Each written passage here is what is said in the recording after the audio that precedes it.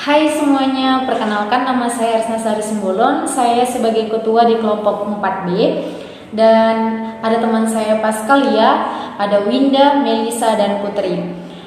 Dalam video kali ini kami akan menjelaskan informasi perusahaan, tanggal cut off, dan sekilas gambaran data yang ditransmigrasikan ke dalam sistem Accurate, dan juga ada transaksi satu periode dan laporan keuangan.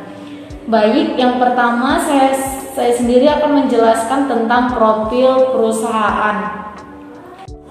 PT Selalu Ada merupakan perusahaan yang bergerak dalam bidang rental, bahan bangunan, dan perlengkapan elektronik rumah tangga.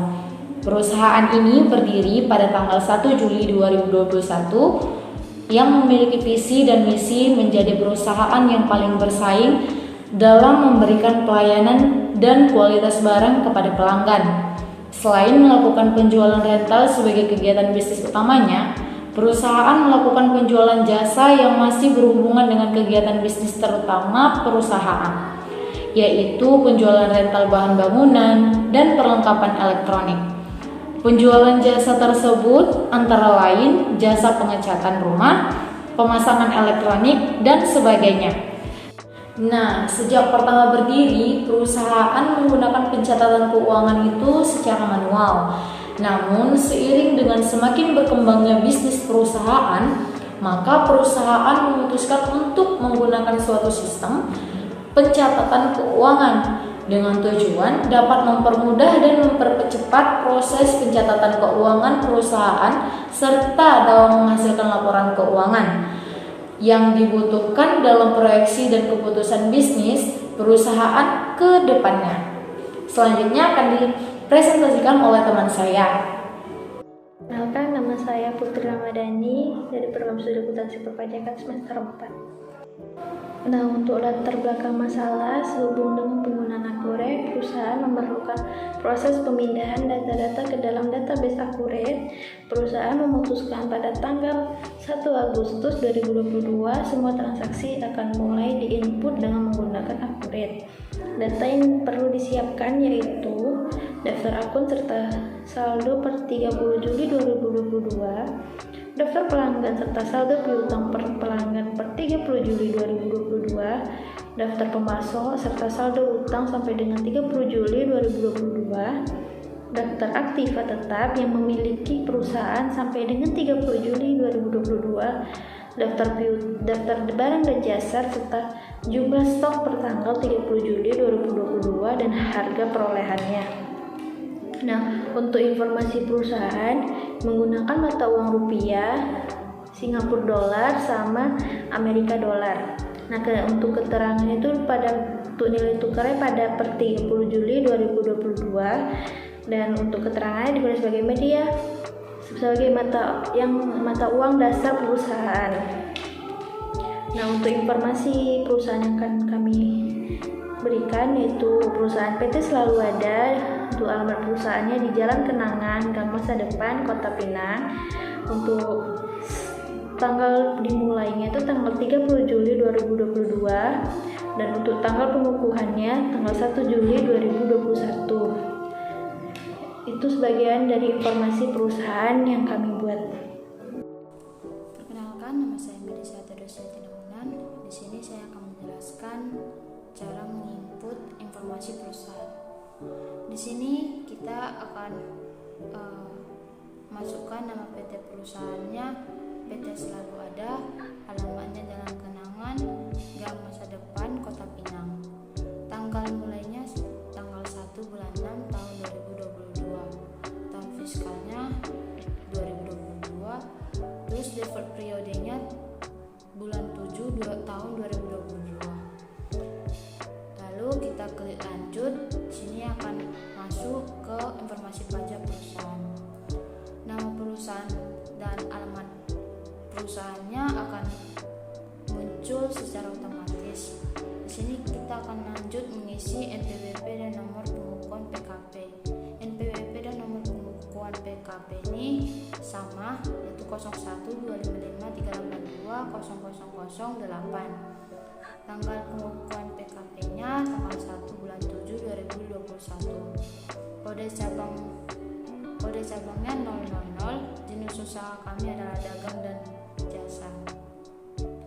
Lalu klik lanjut, akan masuk di sini data payment PT selalu ada.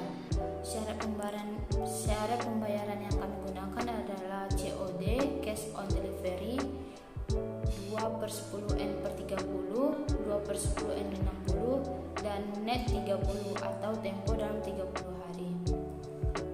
Lalu data tarif pajak PT selalu ada, itu pajak PPN 10%, PPh 23, 4,5%. Sekian dari saya, terima kasih. Perkenalkan, nama saya Pascalia Suryanti Vitalaya. Saya akan membahas tentang transaksi pembelian dan penjualan dari perusahaan kami, yakni ada transaksi penjualan. Contohnya, pada tanggal 19 Agustus tahun 2021, perusahaan menjual pompa air Hitachi sebanyak 8 set, pompa air Sanyo sebanyak 2 set, dan kulkas Panasonic yang 1 pintu sebanyak 4 set, sehingga total penjualan senilai 22.392.000 dan belum termasuk PPN ke pelanggan PT Indah Jelita Elektronik dan Sivia yang digunakan adalah Tiki. Oke, cara memasukkannya ke dalam Accurate yaitu pertama kita masuk ke dalam Accurate, buka aktivitas, ke penjualan, lalu sales quotation atau penawaran penjualan. Nah, terlebih dahulu kita masukkan PT Indah Elektronik Jelita dan otomatis akan tampil alamatnya, dan kita masukkan quote number dan quote date, artinya tanggal penawaran dan nomor penawaran, dan kita masukkan daftar penawarannya itu sesuai dengan yang dibutuhkan oleh si PT Indah Elektronik, yaitu pompa air Hitachi, pompa air Sanyo, dan kulkas. Setelah itu kita masukkan kuantitasnya ke dalam quantity. Oke. Setelah itu kita simpan dan tutup. Lalu masuk ke sales order, yakni pesanan penjualan. Yakni sama, kita masuk setelah kita buat penawaran.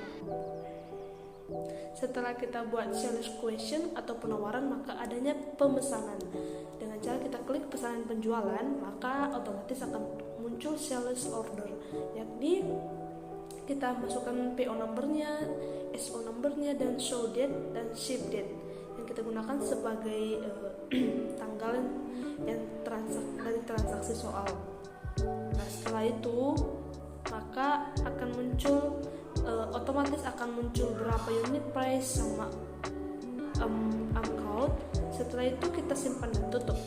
Nah, sales order setelah selesai, maka kita masuk ke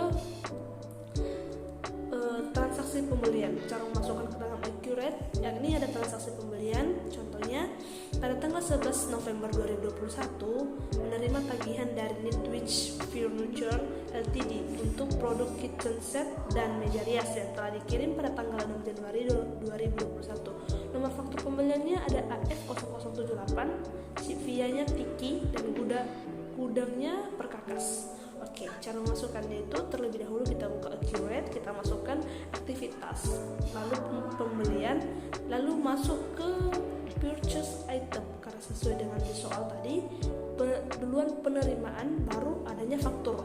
Jadi masuk ke receivable item.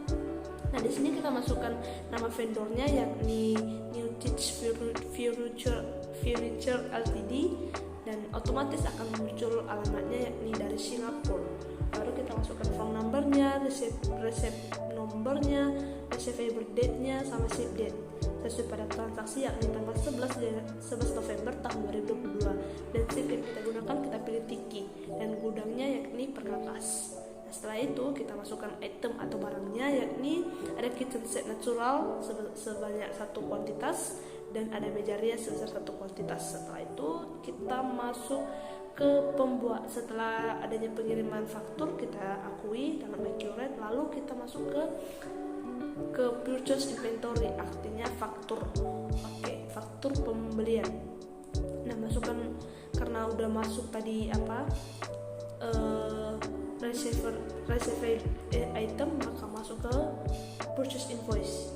Nah, di sini kita akan memasukkan from numbernya, invoice numbernya, invoice date-nya, ship date-nya, yakni tanggal 11 November 2022 juga. Nah, setelah itu kita kan simpan dan tutup. Seperti itulah singkat dari transaksi penjualan dan pembelian. Maka selanjutnya kita akan masuk ke neraca saldo. Terima kasih. Perkenalkan, nama saya Winda Sarstohang. Saya akan melanjutkan pembahasan tentang laporan keuangan. Setelah data sudah ditransmigrasikan dalam sistem, maka hasil akhir atau output dari Accurate adalah laporan keuangan, yakni neraca, di mana total aktiva yaitu sebesar 2.707.310.500 dan ekuitas liabilitas adalah 2.707.310.500, jadi balance. Nah, kesimpulannya, dengan menggunakan Accurate, maka bagian keuangan memudahkan dalam membuat keuangan berdasarkan aktivitas perusahaan, seperti perusahaan kami yaitu PT Selalu Ada, yang mudah mengelola laporan keuangan melalui transaksi yang terjadi antar penjualan dan pembelian. Maka sistem Accurate sangat penting dalam membuat laporan keuangan. Demikian presentasi dari kelompok kami, semoga bermanfaat. Terima kasih.